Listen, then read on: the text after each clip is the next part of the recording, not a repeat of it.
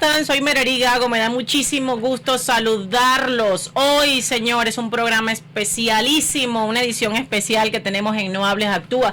Muchos, como lo dije en redes sociales, deben decir, ¿pero qué hace Merari hablando de salud? Si aquí nosotros hablamos solo de emprendimiento y de empresarios y de dinero y de sumar y de restar y de multiplicar y de vicisitudes y de fortalezas y de todo ese tipo de cosas. Pues déjenme decirles, señoras y señores, que si no cuidamos nuestra salud, no podemos tener empresa, no podemos tener familia, no podemos tener nada. Así que el día de hoy, en honor a esos empresarios y emprendedores venezolanos que luchan cada día por sus emprendimientos, que luchan cada día por salir adelante de nuestro país, en honor a que debemos cuidar nuestra salud, invitamos la tarde de hoy a la doctora Bárbara Martínez, que nos acompaña el día de hoy, médico oncólogo, además preciosísima, que nos va a contar también cómo lleva su marca personal, que eso también nos interesa a todos nosotros, porque nosotros decimos, bueno, pero los médicos normalmente son circunspectos, son personas científicas. ¿Cómo es posible que lleven una red social tan maravillosamente como la doctora Bárbara? Bienvenida, Bárbara, me da mucho gusto verte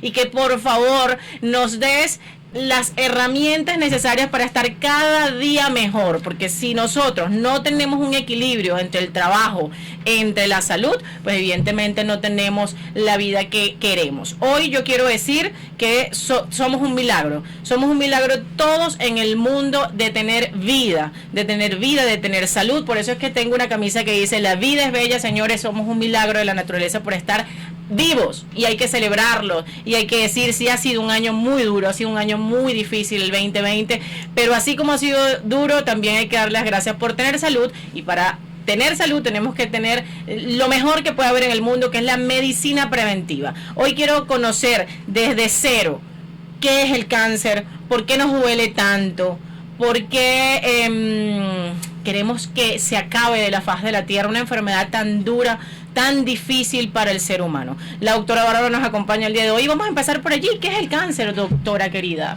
Bueno, muchísimas gracias por esta invitación. Primera vez que me encuentro en radio propiamente en persona, por decirlo de alguna manera, ¿no? Siempre te he hecho entrevistas a través del teléfono, pero no en persona. ¡Qué lujo! Bueno, fíjate, para comenzar, es imprescindible que las personas logren entender lo que es el cáncer. El cáncer siempre se ha asociado con algo muy, muy malo, y ciertamente lo es. El cáncer es el cambio de esas células normales que existen en nuestros cuerpos. Ellas se transforman en algo maligno y empiezan a actuar de manera descontrolada, y es allí cuando adquieren propiedades para poder viajar a través de todo nuestro cuerpo y depositarse en distintos órganos, que es lo que llamamos nosotros metástasis. Esto es un concepto, digamos, bastante general. Por eso es que las personas siempre hablan de que todos tenemos cáncer. No, todos tenemos células buenas que se convierten en malas, y cuando pasan a ser malas es allí que hablamos de cáncer. Ahora, ¿por qué sucede esto? Pues mire, hay muchísimas hipótesis, muchísimos formulados. Sin embargo, el que es más aceptado, porque hemos logrado comprobarlo a través de los avances científicos, es que el cáncer se origina a partir de daños en el ADN, y no es que es solamente un daño, sino muchísimos daños que vamos recopilando a lo largo de nuestra vida. Ok, cuando hablamos de ADN, doctora, disculpe, tal vez mis preguntas básicas, pero soy abogado. Tranquila. Cuando hablamos de ADN y de células, ADN hablamos de piel. No, o sea, ADN hablamos de información genética. Muchas veces nosotros vemos un dibujito, una gráfica, que son dos hebras que se van entrelazando y se van entrelazando. Eso es el ADN. Si nosotros hacemos hincapié en esa imagen, entre cada hebra que se une hay como unas rayitas, y esas rayitas son los genes. Allí se contiene la información de cada persona única y repetible. Entonces, cuando hay una información dañina en esos genes, se rompe esa cadena, y entonces es cuando viene toda aquella información dañina. Valga la pregunta o su comentario del ADN, ¿existe un examen clínico que en efecto evalúa ese ADN para saber el nombre exacto del tumor? Eso Sí. ¿Cómo se llama ese estudio? Bueno, tienen distintos nombres, okay, pero básicamente, porque los nombres vienen a estar dados por la plataforma de ingeniería médica que da lugar al estudio de distintos genes. Entonces, puedo mencionarte muchísimas, ¿no? Hay una que se llama por lo menos Ventana, y así, dependiendo de la casa comercial que la formule, tiene un nombre. Pero básicamente lo podemos denominar en general como test genómico, o sea, test de genética. Entonces, evalúan más de 2000 genes, y en esos 2000 genes son capaces de detectar: este está fallando esta está fallando, 3 o 4 genes están fallando, y afortunadamente ya hemos logrado describir que cuando este gen con este gen se unen es porque va a haber un cáncer de esto. Y entonces así vamos formulando, digamos, desde el principio del cáncer, donde se ocurre el error. Y ese estudio de gen, ¿ustedes lo solicitan desde el principio cuando ya un paciente es oncológico? ¿O eso no, no? Hay ciertas indicaciones cuando es en principio y cuando no. Por ejemplo, un paciente que le sale una tumoración y que al hacer la biopsia no es concluyente, es decir, se sabe que tiene cáncer, pero no se sabe de dónde se originó, nosotros pedimos ese test genómico y te indica de dónde vino la célula o cuál célula buena se convirtió en mala. Porque hay veces que las células se convierten en malas, pero logramos diferenciarlas y saber, mira, esto viene de piel, viene de pulmón, viene de mama. Pero hay veces que son tan poco diferenciadas, o sea, se vuelven tan agresivas, que es lo que llamamos carcinomas poco diferenciados, que no sabemos de dónde vienen. Entonces, a través del gen del tumor es que logramos dar con el diagnóstico inicial. ¿Qué le ocurre al cuerpo cuando una célula normal, que es lo que usted dijo al principio, sí, todos dicen, o algunas personas dicen, todos tenemos cáncer? No, todos tenemos células. Correcto. Y esas células se convierten unas en malignas, que es lo que usted está diciendo. En ese proceso de bueno a sano, ¿cómo científicamente se efectúa? O sea, en el cuerpo. Ok, fíjate, existen, digamos, 2 formulaciones que se han hecho y que son globalmente aceptadas. Una de ellas, que quizás es la que tiene mayor aceptación, son aquellas personas que, bueno, nacen y que tienen consigo un defecto genético que puede ser hereditario. De allí que las personas crean que el cáncer es hereditario, porque tú puedes heredar un gen que esté defectuoso, pero un gen no va a dar cáncer. Cuando se van sumando mutaciones a otros genes es cuando realmente se genera el cáncer. Eso se llama teoría de los 2 hits, o sea, 2 golpes, ¿no? Entonces, el primer golpe es el hereditario, el que uno arrastra de la familia. Y el que primero que se presume, por ejemplo. Exactamente. Y el segundo es aquel que nosotros adquirimos a través de nuestros hábitos, de exposiciones a ciertos químicos, todas esas cosas que siempre tratamos de prevenir, pero que a veces nosotros no nos damos cuenta que estamos expuestos a ello. Que me encanta lo que usted lo acaba de decir, o sea, a ciertos hábitos, es decir, que ciertos hábitos sí hacen que esa célula buena se convierta en maligna. Totalmente. Se lo pregunto porque muchos médicos 100% científicos, es decir, que dicen que, bueno, mira, el cáncer te dio porque te tenía que dar y ya. O sea, y no asocian a lo que es la vida diaria del ser humano y de sus hábitos con el cáncer. Tú sí dices, en efecto, que tus hábitos pueden convertir esa célula buena. Eso se llama, doctora, intoxicar tu cuerpo. Sí, es una forma de decirlo, porque los hábitos hay buenos y hay malos, por eso es que siempre insistimos en los hábitos buenos. Entonces los hábitos malos, mientras tú más los tengas presentes en tu día a día, por supuesto van a ir sumando daño, hasta que realmente ya es irreversible el daño. Una de esas cosas es el cigarrillo. Yo siempre le digo a mis pacientes que al ver una radiografía, le digo, sin preguntarle previamente o sin conocerlo previamente, le digo, ¿tú fumaste? ¿Y cómo sabe usted? Mi amor, el cuerpo no miente. Entonces uno a través de la radiografía puede saber si un paciente fumó.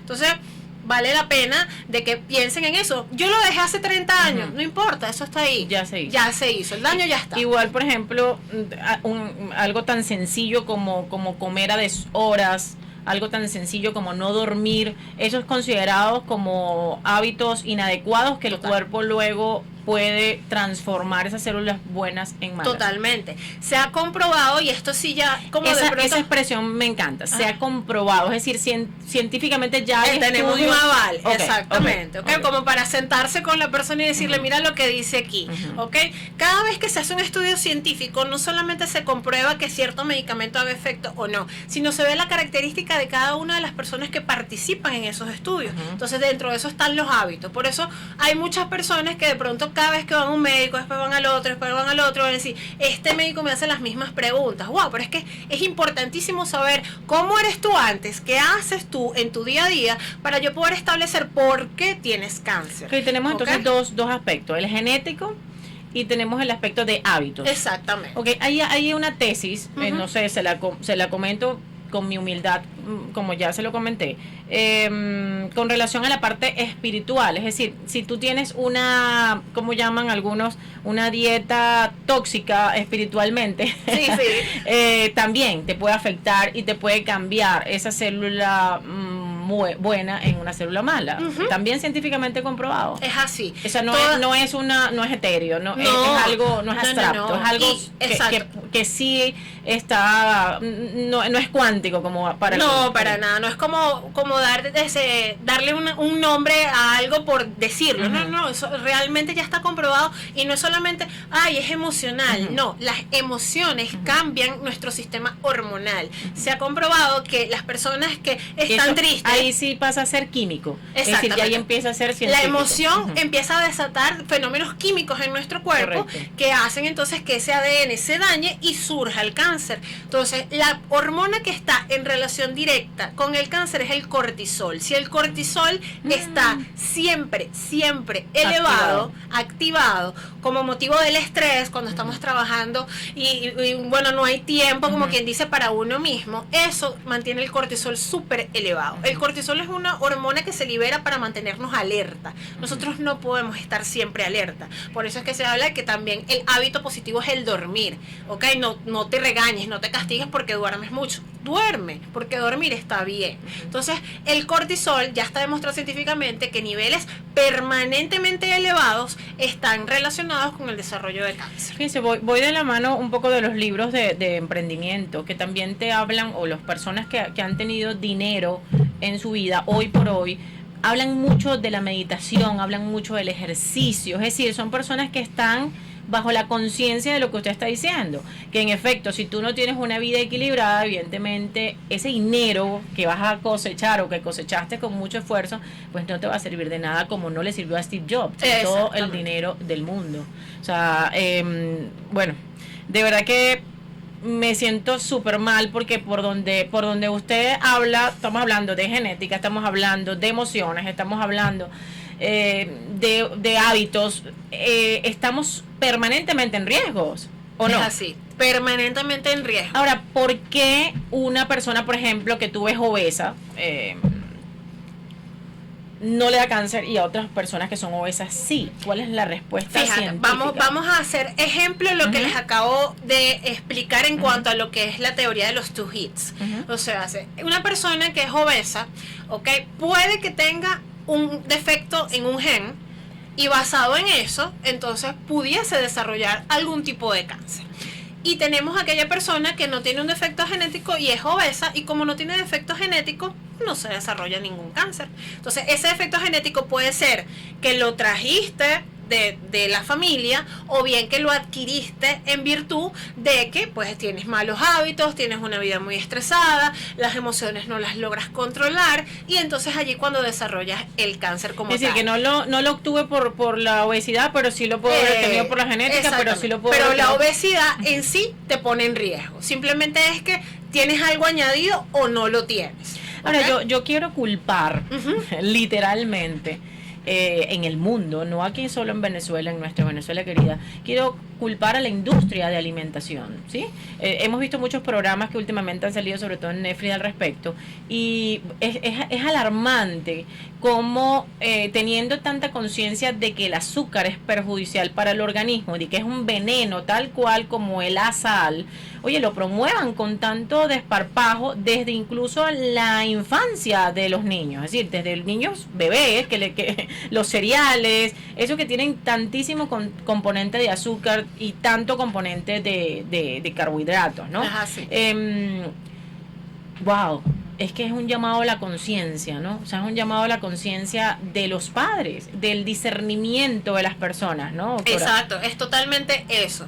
Lamentablemente estamos en el mundo como Dios nos lanzó, ¿no? Como que a libre albedrío. Entonces, simplemente tú escoges entre lo bueno o lo malo. Está en ti informarte, por supuesto, de qué es lo bueno y qué es lo malo. Sin embargo, yo llamo a la conciencia de las personas que cuando vayan a comprar algún producto, siempre lean las etiquetas. En las etiquetas, las industrias están obligadas a decirte los daños que producen cierto alimento o cierto producto. Por ejemplo, yo siempre pongo este ejemplo de las vitaminas. La gente cree que con las vitaminas va a solventar todo. Me siento cansado, voy a tomar vitaminas.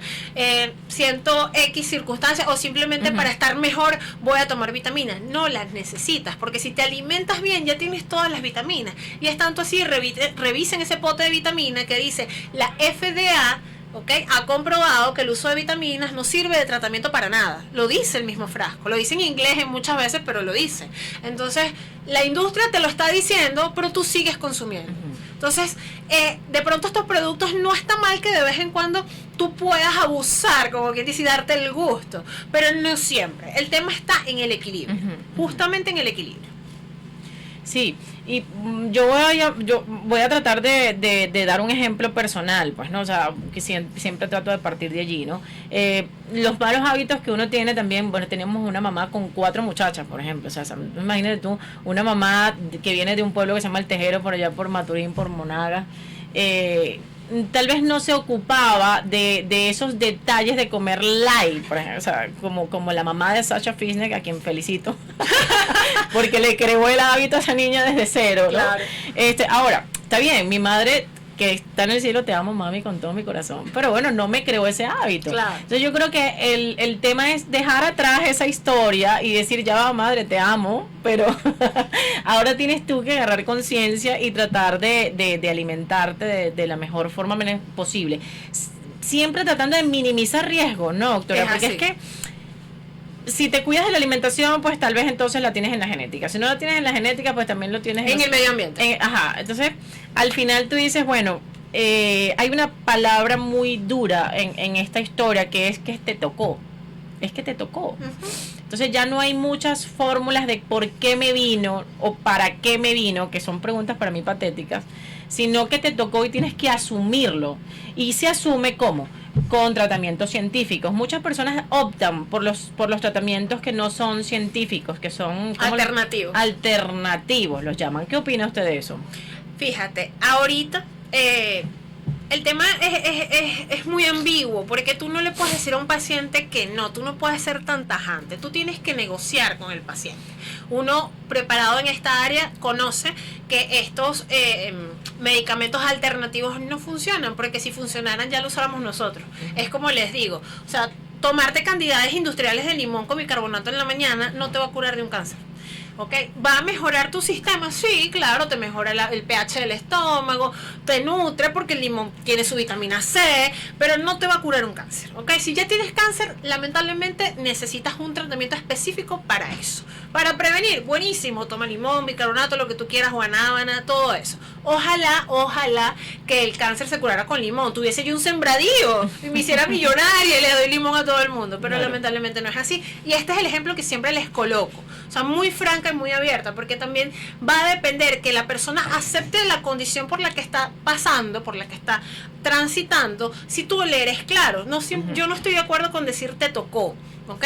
Porque de pronto en Venezuela, por el tema del país, por el tema economía, nosotros no podemos brindarle al paciente una respuesta certera. Mira, el gen número 150 está mutado y por eso te tocó, como quien dice. Te sacaste el numerito. Entonces muchas veces tratamos de minimizar eso que siente el paciente, de por qué a mí, y le decimos, bueno, te sacaste el numerito, o sea, no hay de otra, porque no podemos investigar más allá qué sucedió, en qué punto de tu vida que dio origen el cáncer. Entonces siempre explicarles eso al paciente, porque si no, evidentemente el paciente va a buscar la forma de negar la situación por la que está pasando, porque nadie quiere estar en esa situación. Entonces, yo creo que en principio la primera consulta que tú tienes con un paciente que tiene cáncer, ¿ok? Darle esa noticia, es fundamental que tú seas amigo del paciente. ¿Ok? Siempre, por supuesto, respetando la figura de yo soy el médico y tú eres el paciente. Pero siempre hay que armar un lazo, hay que hacer un lazo con la familia y con el paciente para hacerle entender. Porque cuando nosotros estamos distantes, ahí sí el paciente de verdad se aísla y empieza a buscar fórmulas y recetas y hasta, ¿cómo se llama? Cazar samuros y comérselos. El samuro come basura, entonces usted está comiendo basura. Entonces, todas esas cosas explicarlas, ¿no? Porque se llenan de basura la mente, porque no hay en quien creer, porque nada da respuesta a su pregunta. Entonces simplemente es eso, es hacer hincapié. Mira, lamentablemente no puedo decirte qué generó el cáncer, pero puedo ayudarte a arreglarlo, a revertirlo y muchas veces curarlo. Entiendo, doctora, que ustedes se manejan mucho con el tema de las estadísticas, es decir, tal cáncer se llama filtral, indultante, como ustedes lo llaman. Ductal y filtrante. Se llama Pedro María Juan, para ser más fácil para mí. Este se trata de esta forma, este se trata de aquella forma. Esas estadísticas que ustedes reciben constantemente son las que evidentemente mundialmente se estudian y les llegan a ustedes estudios, ¿sí? Correcto, así es. De hecho, nosotros colocamos los estándares de tratamiento que se aprueban en los Estados Unidos y en Europa, reconociéndose que, por supuesto, nuestra población es una mezcla, ¿ok? Nuestra población no es pura, no es una raza pura, por decirlo de alguna manera, ¿no? Y entonces tenemos la mezcla europea, inclusive asiática, tenemos la parte de Norteamérica, o sea, tenemos un sinfín de razas en nuestro haber que entonces hacen, por ejemplo, los asiáticos, ellos tienen tendencia a desarrollar más cánceres de tipo gastrointestinal que de mama. Pero de este lado del mundo y Europa, mama es lo primordial. Entonces, tenemos que ir jugando con el tipo de población. Nosotros inclusive, para podernos graduar de médico, de especialista, tenemos que hacer tesis. Esas tesis son ensayos y son esos mismos ensayos científicos. Y allí es donde nosotros vamos reconociendo qué tipo de población somos. Por ejemplo, en Venezuela, ¿cuál es el cáncer con mayor proporción? En general, entre hombre y mujer, es el de mama. Ese es el primordial. ¿Okay? Después sigue el de cuello uterino, por eso es que siempre vemos como que la mujer como una figura dentro del cáncer, porque lamentablemente son cánceres que atacan a la mujer. Correcto. Y el tercero es el de próstata. Ya, esa es lo que más, digamos, ataca esta región. Exactamente. Oye, qué bárbaro, de verdad que no, a veces uno se queda sin palabras ante algo tan triste y tan lamentable. Yo quiero preguntarle algo sobre los patólogos. O sea, en el momento del diagnóstico, los médicos, es decir, los oncólogos, se fijan de lo que le trae la patología. Correcto. ¿Sí? Si alguien está en este momento padeciendo algún tipo de esta enfermedad, ¿es recomendable que se quede con una sola patología o es mejor que hagan diversos estudios patológicos? Bueno, va a depender, fíjate, porque de pronto supongamos que tienes la patología de un ganglio. Un ganglio de pronto no es tan específico como el tumor primario, como si lo tuvieses en mama o en pulmón o en estómago. Entonces, por ejemplo, el ganglio te puede orientar a saber de dónde viene. Entonces, en ese caso, dependiendo de lo que diga el ganglio, tú tienes que hacer estudios adicionales. No es hacer una revisión con otro patólogo, sino estudios adicionales que se llama, por ejemplo, inmunistoquímica. ¿Ok? Entonces tú haces la inmunistoquímica y eso te orienta mucho más a buscar en dónde está el tumor primario. Tenemos entonces también aquellas patologías que de pronto tú tienes, Dios te ampare, tienes una tumoración en la mama, por ejemplo, pero te dice que es algo distinto a la mama. Por ejemplo, te dice que es un tumor, no sé, neuroendocrino. Y tú dices, wow, sí puede haber cáncer neuroendocrino, pueden haber incluso linfomas de mama, pero son rarísimos. Entonces, como son tan raros, tú dices, vamos a estar seguros y buscas una segunda opinión. Mira, inclusive tú lo conversas, porque siempre hay una comunicación. Mira, esta patología me dio esto, ¿qué piensas tú? Recordemos que el estudio de anatomía patológica son los ojos del patólogo encima del tejido tumoral, que le da ciertas tinciones, y dependiendo de cómo pinte y cómo coloree ese tejido, es que dice, bueno, es una célula de tal característica, y esa célula de tal característica viene de tal órgano. Entonces, es algo visual, es algo del conocimiento del humano, pues, o del médico preparado. No es una cosa automática que la metes en una máquina y te da el resultado. Entonces, por tanto, puede haber error.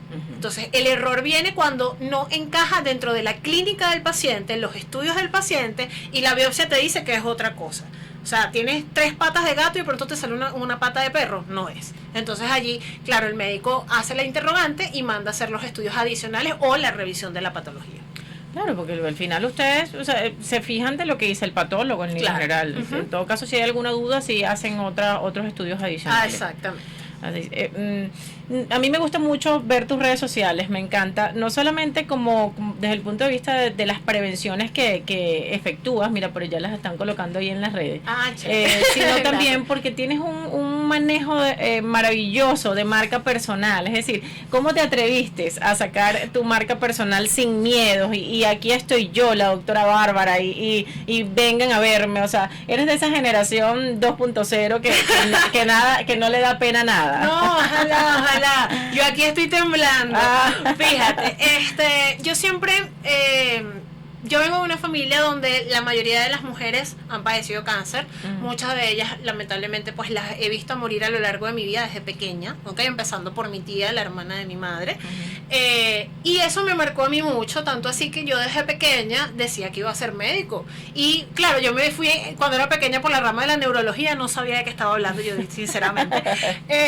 Y bueno, así fui creciendo y desde pequeña dije que iba a ser médico. Entonces, bueno, yo me convierto en oncólogo también basado en eso, ¿no? Eso que me marcó desde muy pequeña.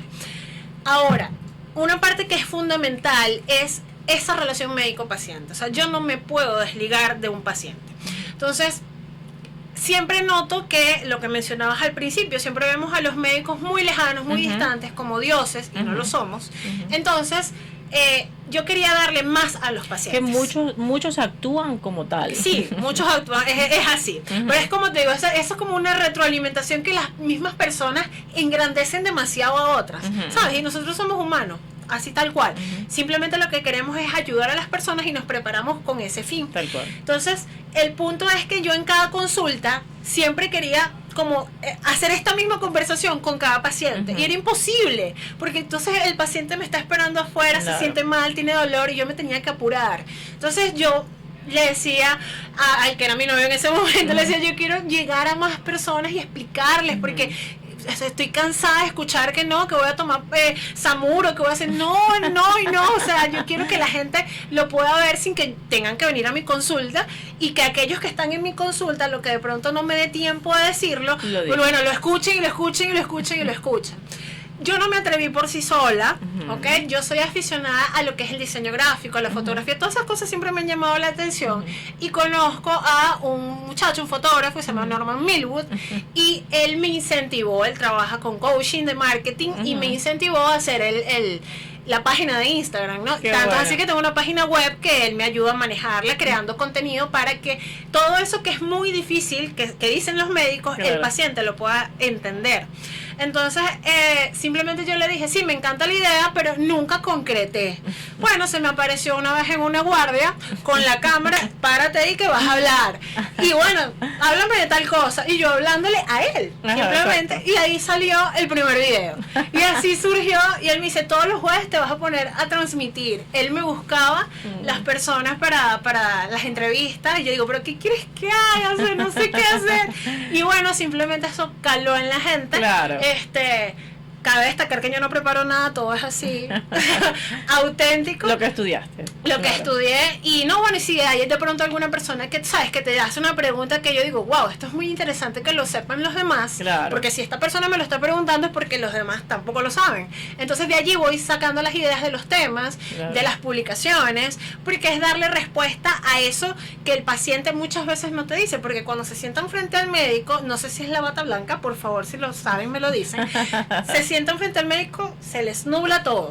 Y también lo que tú les dices no le entra. Vaya para Norman, las felicitaciones, porque me parece muy bien, pero también tú tienes méritos. O sea, el hecho de pararse al frente de una cámara no es fácil.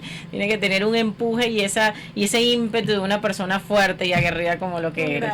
No, bueno, tú tienes un eslogan que me encanta, que es que dice que el cáncer no es sinónimo de muerte, o no es una sentencia de muerte, ¿no?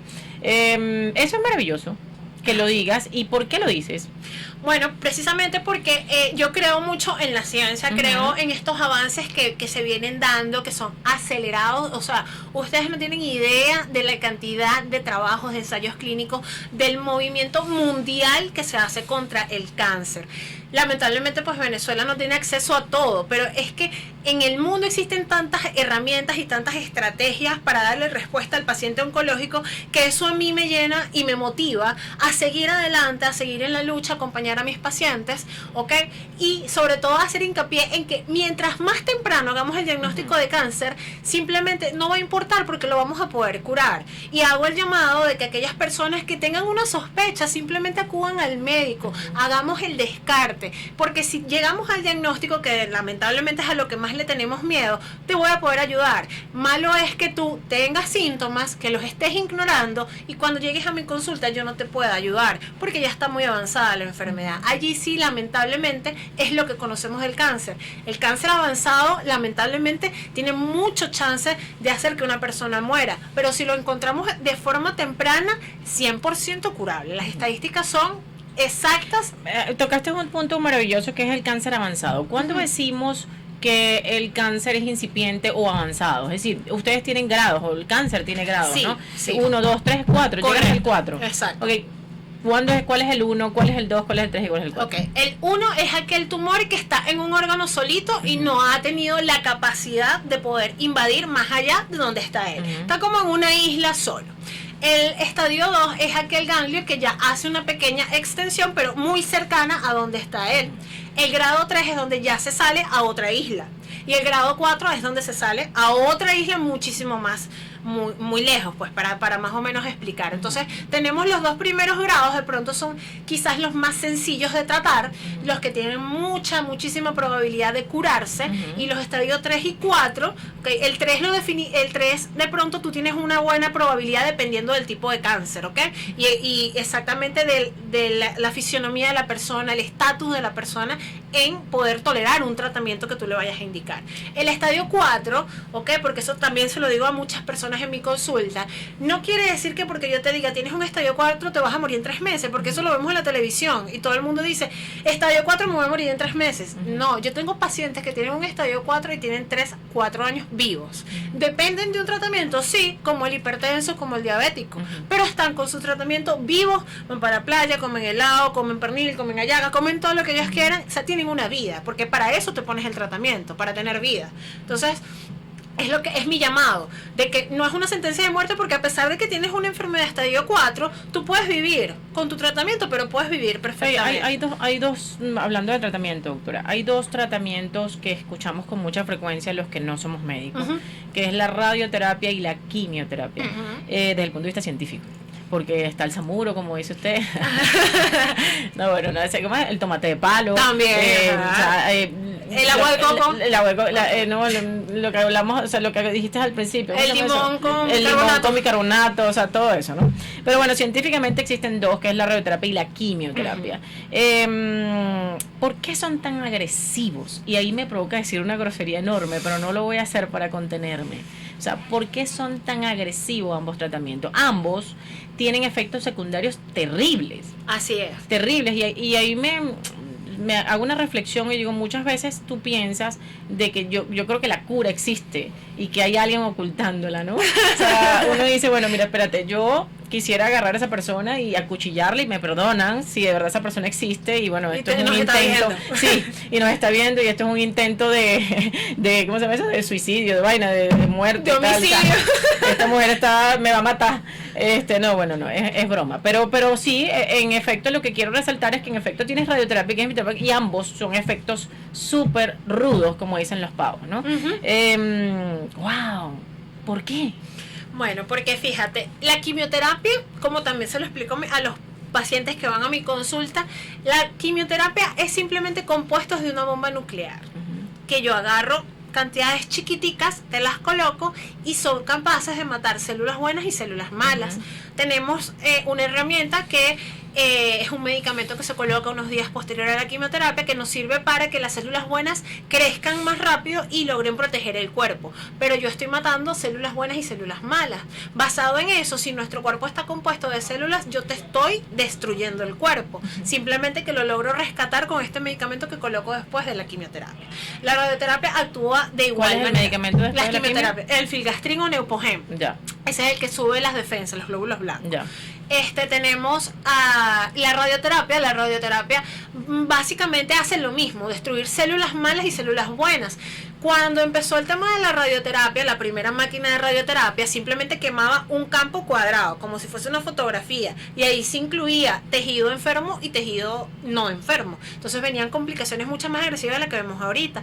Afortunadamente tenemos ahorita máquinas que es la que llaman 3D, 2D, en donde se puede especificar dónde está el volumen del tumor y no quemas tanto tejido. Que tienen un costo aproximado de $5,000. En Venezuela eso es mucho Sí, dinero. es mucho Tal vez en dinero. el mundo no, evidentemente, pero acá es una máquina sumamente costosa que tal vez no todos pueden tener acceso.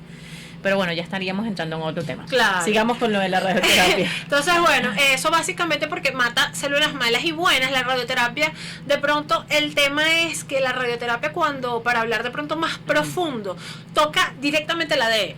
Entonces, cuando toca el ADN, que ya está de por sí dañado, puede ocasionar también un daño adicional. Entonces, claro, la manera de dar, ¿por qué hacemos tanto hincapié en la máquina? Porque con la máquina el radioterapeuta logra precisar en dónde está el tumor y no dañar más allá de lo que tiene que dañar, ¿ok? No ocasionar algo adicional que pudiese inclusive generar complicaciones como lo que es la radiodermatitis en la parte de la piel, las úlceras, otras complicaciones, sobre todo en mama, que es el tumor más frecuente, pudiese ocasionar neumonitis, pero todo esto de verdad que ha mejorado con el tema de la máquina, del tipo de máquina que utilizamos para la radioterapia. Bueno, yo hago votos porque mejore mucho más. Claro que sí, claro porque que sí. en realidad o que inclusive no sea agresivos. necesaria en un futuro que llegue esta medicina personalizada de la que tanto te digo me motiva a continuar, porque realmente si nosotros pudiésemos entablar ese estudio genético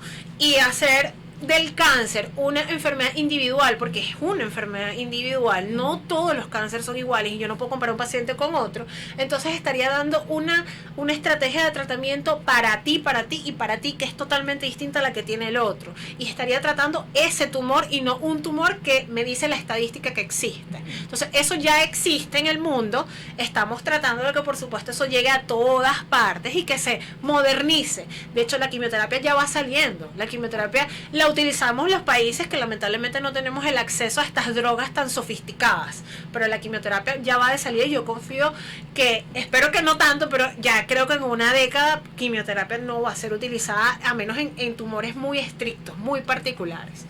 Amén. Amén. Hablemos ahora de metástasis, doctora. O sea, también es una palabra aterradora. Si bien el cáncer es aterrador ya de por sí. Oye, la segunda palabra que tú no quieres escuchar es metástasis, claro. Sí. O sea, ahí tú dices, ¿qué es esto? No entendí, o sea, ya va. Metástasis es, me voy a morir. Esa es literalmente, ¿no? Bueno, ya más o menos explicaste al principio que no necesariamente. Pero cuando llegamos a un grado 3, a un grado 4... el tratamiento tiene que continuar, o el show tiene que continuar, ¿no? Así es. Estos pacientes, cuando ya la enfermedad está tan avanzada que se salió del lugar de origen a un lugar muy distante, entonces es lo que llamamos metastásico. Eso es lo que quiere decir metástasis. Metástasis es, me originé en un lugar y llegué a otro sitio muy lejos de ese primer lugar. Eso nada es lo que quiere decir. Por supuesto, cuando tú hablas de metástasis, es igual a estadio 4. Estadio 4 la gente es igual a me estoy muriendo. No, es lo mismo que igual te voy a poner morfina, te estás muriendo. No, pero más o menos una relación. Entonces, simplemente es que el tumor se salió del lugar de origen. Existen tumores que, siendo metastásicos, tú colocas quimioterapia y las metástasis desaparecen.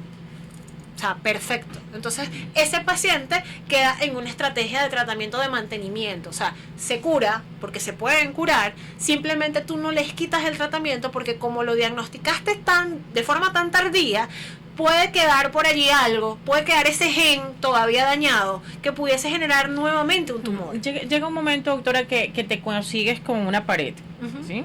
Por ejemplo, es conocido en el país el caso de una, creo que es periodista, Yosemite Bermúdez, que recién dijo que ella ya no quería usar más quimioterapia, y las razones que alega es que sus arterias están completamente obstruidas. O sea, en ese momento que tus arterias están completamente obstruidas, que no puede pasar el catéter o la inyección, ¿es allí donde llegas ya a esa pared? No, existen otros métodos a través de los cuales tú puedes accesar a una arteria, a una vena, ¿ok? Existen los catéter puertos, no sé si alguien más o menos está... Sí, el que viene acá en la el que se pone por acá, exactamente. Las personas viven con eso está debajo de la piel. Aquí, o sea, lo que está diciendo la doctora. Exactamente, entonces tú se coloca una aguja cada vez que se va a aplicar la quimioterapia y listo. De pronto lo más dificultoso para esa persona es cuando se vaya a hacer los exámenes de laboratorio, porque no puedes usar el mismo catéter para extraer la sangre. Entonces tendrías que extraerlo de las venitas de aquí y es muy fastidioso y esto se vuelven callos, se vuelven muy duras. Eso es verdad. Sin embargo, esa no es una razón para llegar a esa pared donde dices ya basta. Yo creo que el tema particular de la persona que estamos mencionando, Yosemite Bermúdez, tiene mucho que ver con su parte emocional, lo desgastada que se siente al luchar. Esta ya es la tercera vez que ella se enfrenta contra un descontrol de su enfermedad, y una enfermedad que ha sido agresiva, totalmente agresiva con ella, y es totalmente comprensible. Por eso te mencionaba, una persona emocionalmente acabada durante un proceso de quimioterapia no le va a ir bien, no le va a ir bien. Sí. O sea, es algo de fortaleza, y es allí donde yo hago hincapié en que la familia es un factor protector, es un factor de sostén, que tú puedes estar muy triste, pero tu familia te va arriando, te va arriando, te va arriando, y cuando tú vas viendo resultados, pues realmente el humor cambia y el ánimo cambia, y por supuesto lo que pasa es que, bueno, sin ánimos de polemizar con el tema, pero obviamente a un paciente tú le das quimioterapia una vez, le das quimioterapia 2 veces, le das quimioterapia 3 veces y le das quimioterapia 4 veces, tú dices, ya vas, pero o sea, a mí no me está curando la quimioterapia. En realidad lo que entiendo del tema es que sí te extiende el tiempo de vida. Así es. O sea, tal vez no te curará, pero sí el tiempo de vida. Vaya para Yosemite, un gran abrazo, Yosemite. Te apreciamos en nombre de todos los que estamos en este momento. No te conozco, pues obviamente me imagino que ahora tampoco, pero te deseamos toda la buena suerte del mundo, y a través de ti y a todos los pacientes oncológicos del mundo y de mi Venezuela querida, pues nuestro cariño y nuestra fortaleza. Yo creo que, como dice Bárbara, hay que luchar hasta el final. ¿El cáncer duele, doctora? No. En principio no duele, ¿ok? Por eso es que se hace tanto hincapié en que las personas no pierdan esa consulta anual con un médico internista, o bien las mujeres con el ginecólogo, porque bueno, el ginecólogo revisa las mamas, que es el lugar más frecuente, y revisa todo lo que es la economía femenina, que es la que más se ve afectada en nuestro país, ¿no? Los hombres, por supuesto, acudir al urólogo, pero un internista, que sería como quien dice el médico de cabecera, ¿ok? Es fundamental, porque el cáncer no duele, el cáncer no da ningún síntoma, o el síntoma que puede dar, dependiendo del órgano afectado, es tan sutil, es tan nada, que uno lo deja pasar hasta que lamentablemente estalla. Y es cuando hacemos el diagnóstico lamentablemente tardío. Cuando se refiere a estallar, por ejemplo, que toque hueso, que porque el hueso duele. El hueso duele, exactamente. O por ejemplo los tumores del colon, gastrointestinales. Una persona que no evacúa adecuadamente, o que tiene trastornos evacuatorios, que no va al gastroenterólogo, que simplemente dice yo soy así, de pronto se obstruye y termina en un quirófano de emergencia con el hallazgo de un tumor que está regado, por decirlo de alguna manera, en la cavidad abdominal. Eso no tenemos por qué llegar ahí. ¿Qué tenemos que hacer entonces? O sea, ¿cuál es, después de haber escuchado todo esto, que evidentemente es lamentable por donde lo podemos ver, porque por más que uno dice, sí, bueno, se va a curar, evidentemente hay pánico dentro de toda la historia. ¿Qué tenemos que hacer para usar o hacer uso de esa medicina preventiva de la que hablamos inicialmente? Bueno, mi recomendación particular es al menos una vez al año ir al médico. Como dicen varias campañas de Europa, una vez al año no hace daño. Entonces simplemente es acudir a esa consulta para que este médico de cabecera pues logre encajar su historia familiar, su historia personal, con lo que usted probablemente en un futuro pueda desarrollar. No solamente cáncer, puedes desarrollar enfermedades cardiovasculares, que realmente, si te pones a comparar todas las enfermedades en el mundo, esas son las que realmente ocasionan muerte. Las enfermedades cardiovasculares es la primera causa de muerte mundial, la segunda es cáncer. Entonces, detectar todas aquellas anomalías del metabolismo, controlar la obesidad, todas esas cosas. El punto de partida, ¿cuándo empezar a ir al médico? Si no tienes síntomas, una persona puede acudir al médico a partir de los 30 años, 35 años en la mujer básicamente. Sin embargo, la mujer, desde que inicia relaciones sexuales, al menos 2 años a posterior, debe acudir al ginecólogo. Entonces va a depender del momento en el que tú inicias la vida sexual. El hombre ya a partir de los 35, 40 años puede empezar a ir a su chequeo médico. El urológico es a juro a partir de los 40 años de edad. Las mujeres deben realizarse la mamografía también a partir de los 40 años de edad, pero si su médico o esa mujer está instruida en su riesgo de tener cáncer, tienen que hacerse la mamografía antes. Se recomienda inclusive los 35 años, o se toma como punto de partida el familiar más joven que presentó cáncer. Si una mujer, por ejemplo en mi caso, mi tía fue diagnosticada de cáncer de mama a los 30 años y a mí me empezaron a chequear desde los 27. Entonces, más o menos para que vayan haciendo el cálculo, ¿no? La colonoscopia, es fundamental que las personas se hagan una colonoscopia independientemente de que evacúen bien, de que coman bien, de que no tengan ningún problema, trastorno de la vía gastrointestinal a partir de los 50 años. O sea, siempre hay que hacerlo, hacemos un primer estudio, si todo está muy bien, de pronto el siguiente estudio es 2 o 3 años, eso lo va viendo el médico de cabecera. Si hay algún trastorno, ya lo estamos tratando, ya estamos previniendo que alguna formación, sobre todo de pólipos en el colon, puedan a posterior convertirse en cáncer. Entonces, hay maneras de detectar los cánceres más frecuentes. Por supuesto, hay cánceres que no son tan frecuentes y tú no vas a hacer un screening, ¿no?, completo, pero tú al examinar al paciente te puedes dar cuenta, mira, cuidado con esto. Las personas de piel muy clara, tienes que estarle chequeando la piel, tienes que verle los lunares. Aquellas personas que tienen muchos lunares, que tienen pecas, hay que estarse vigilando. Muchas personas piensan que el melanoma es el único tipo de cáncer de piel, y no, el tipo de cáncer de piel más frecuente es uno escamoso, no invade, pero está ahí fastidiando y hay que quitarlo. Entonces, si no lo chequea un dermatólogo o simplemente el internista que te chequee completo, no te vas a dar cuenta, porque tú simplemente dices es un lunar. No sabemos las características de los lunares que se pueden convertir en malignos, ¿no? Entonces, cada cosa tiene su herramienta, pero básicamente esas son las medidas fundamentales para los cánceres más frecuentes. En cuanto a los hábitos, porque desde el punto de vista científico y desde el punto de vista estadístico, o sea, ¿cuáles son los hábitos que nosotros no... o sea, o que mejor dicho, que debemos cuidar, pero muy celosamente? Yo soy bien tajante con el cigarrillo. No, no, para nada. Chimó cigarrillo tampoco. O cualquier fin. Exacto, cualquier fin. Las personas piensan que el chimó no es... O el erguile. Exactamente, el erguile. El vapeo, que se puso muy de moda para tratar de dejar el cigarrillo. El vaping, o sea, el contenido del vaping también tiene nicotina, así que no sirve, simplemente le estás bajando un poquito a ese consumo de nicotina. El alcohol, una medida general es que la mujer puede tomar 2 copas de alcohol o 2 vasos de alcohol, 2 tragos de alcohol. Ahí sí me dice duro, para ver qué vas a decir. Pero los hombres pueden tomar 3, ¿ok? Entonces, y depende la también del tipo. Y el hombre 3. Y si las acumulas, o sea, 2 diarias, ¿no? 2 diarias, exactamente. Pero yo si las acumulo me las tomo que es lo que hacemos normalmente.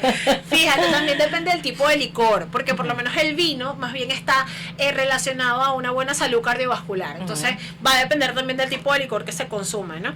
El otro hábito que debemos incorporar a nuestra vida es el uso de bloqueador solar, sobre todo porque uno anda por la calle, de pronto en la mañana no hay tanto problema, pero a las 12 del mediodía tú estás cruzando la calle y te está dando un sol realmente muy dañino, justamente a esa hora. De hecho, tengo una publicación que dice, si tú no ves sombra tuya mientras estás caminando bajo el sol, ese sol es malo, así que tienes que salir de él. Y nosotros no acostumbramos ni a usar gorra ni sombrilla, que valga el nombre sombrilla, para cuidarnos del sol, no que es un paraguas. Entonces no, nosotros le usamos el aceite de coco por eso no, exacto, para sofreírte en el sol, y soy culpable, yo también lo hago, pero tenemos que utilizar también lo que es la protección solar. Muchas personas preguntan ¿qué tanta protección solar debo usar? Es suficiente con 15, eso de 100 es para la playa, cuando vayas para la playa.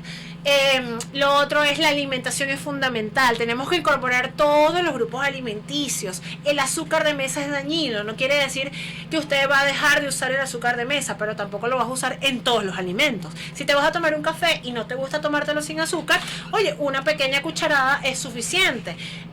Particularmente yo no recomiendo los productos como que contienen la stevia, porque, o sea, la stevia natural sí se puede utilizar, pero la stevia que viene acompañada de sacarosa es más dañina, inclusive que el azúcar de mesa, que de pronto es estas azúcares que utilizamos para rebajar. Sí, las que ponen de moda. Exactamente, entonces es fundamental ver los componentes de eso que estamos ingiriendo. Si tiene sacarosa, por favor, no. Los refrescos tienen muchísimo azúcar, entonces eventualmente una fiesta te comiste una torta, unos pequeños, te tomaste un refresco, buenísimo, pero no hacerlo de uso rutinario, ¿no? El ejercicio es fundamental. Entonces el ejercicio mínimo son 3 veces a la semana, y por lo menos que sea cardiovascular. No les estoy pidiendo hacer pesas, no les estoy pidiendo nada del otro mundo, pero caminar, subir el Ávila, por lo menos las personas que están en Caracas, eso es buenísimo. Hacerlo 3 veces por semana, porque activa tu corazón. Y lo que es la grasa corporal, que eso es dañino, 100% dañino, ese exceso de grasa se convierte en hormonas, y esas hormonas estimulan a los órganos órganos que dependen de ellas, y ahí es donde se produce el cáncer. Entonces, por eso es que la obesidad está relacionada con cáncer de mama, porque acuérdense que las mamas responden a estrógeno y progesterona. Está también relacionado con cáncer de endometrio, y en el hombre con cáncer de próstata, porque la próstata genera o se mantiene activa a través de lo que es la testosterona. Es increíble, antes de que se te olvide, porque creo que lo vas a decir, Ajá. pero por si acaso, la cantidad de personas que no toman agua. Exactamente. Señores, tomen agua. Así Bueno, es. yo, gracias a Dios, sí, eso sí lo hago. Hay que obligarse. Eso sí lo hago. Hay que obligarse, hay que obligarse. Sí, qué bárbaro. De hecho, en muchas transmisiones que he tenido, se los he confesado a mis seguidores. Yo les digo, yo soy fanática del Nestí y tengo que tratar de dejarlo. Claro. Lo he hecho, ¿ok? Pero yo soy una cosa de que te tomo Nestí y no tomo agua. Empezaste diciendo que los médicos son seres humanos. Exactamente. Y al final tú ves muchos médicos más gordos que tú cuando vas a la consulta. Es así. Algunos, ¿no? Y hay algunos que fuman y te dicen que no fumes. Exacto, exacto. Es así. Entonces, pero es un tema de que, bueno, son seres Somos humanos que claro. conocen los riesgos y tomaron Deciden. una decisión. Exactamente. Tomaron una decisión. Exactamente. Pero eso no quiere decir que al paciente no le digan qué debes hacer y qué no debes hacer. Exacto, está en nuestro haber poder indicarlo. Yo te puedo estar diciendo, tienes que tomar más agua, y yo te tengo aquí una botella de Nestí, y me disculpan de verdad. Por favor, ustedes me regañan si me ven, para tomar agua. Porque yo misma, de hecho, me compro los termos y digo, me tengo que tomar esto en 2 horas.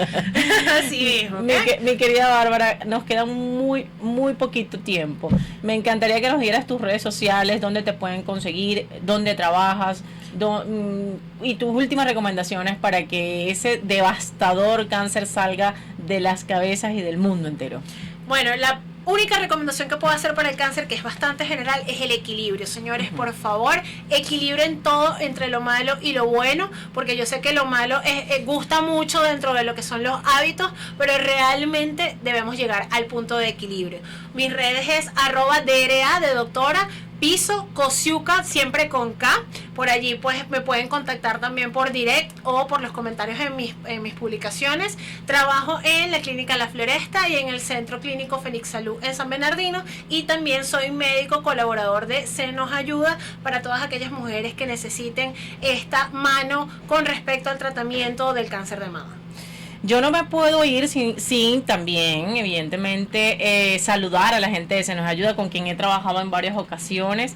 Estoy vinculada a ellas, las tengo abandonadas, pero hay que hacer un llamado a todo el que quiera colaborar, no solamente con Se Nos Ayuda, sino con otras instituciones que se dedican a ellos. Yo porque tengo afinidad, tú porque tienes afinidad con ellos, pero en realidad es mucho lo que hay que hacer, es mucho lo que hay que hacer. Lo hablábamos antes de empezar la radio y dijimos que, por ejemplo, uno de los temas más dramáticos en esta historia, por ejemplo, es tratar de apalearle el dolor a un familiar tan querido, nada más y nada menos, con los parches de fentanilos o con ¿cómo se llaman? El tramadol. El tramadol, todo eso, que son medicamentos costosísimos. Entonces, si nosotros ayudamos a las personas a que minimicen un poquito su dolor, evidentemente a través de estas instituciones, pues Dios los va a ver así de grande.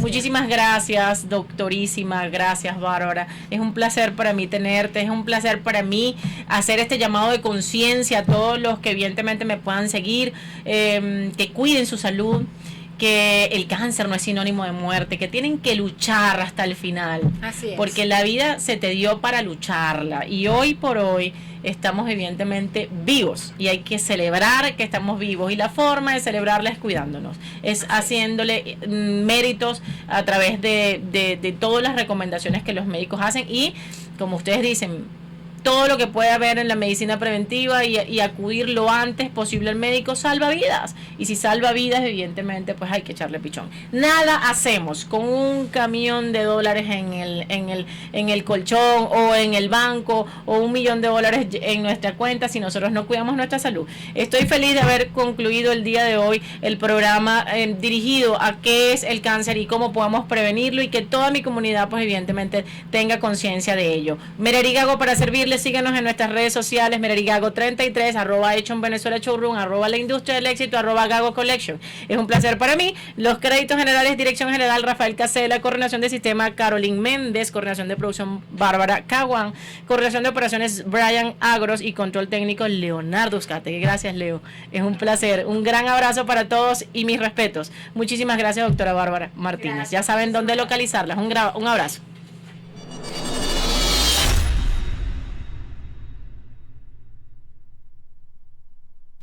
noradio.com.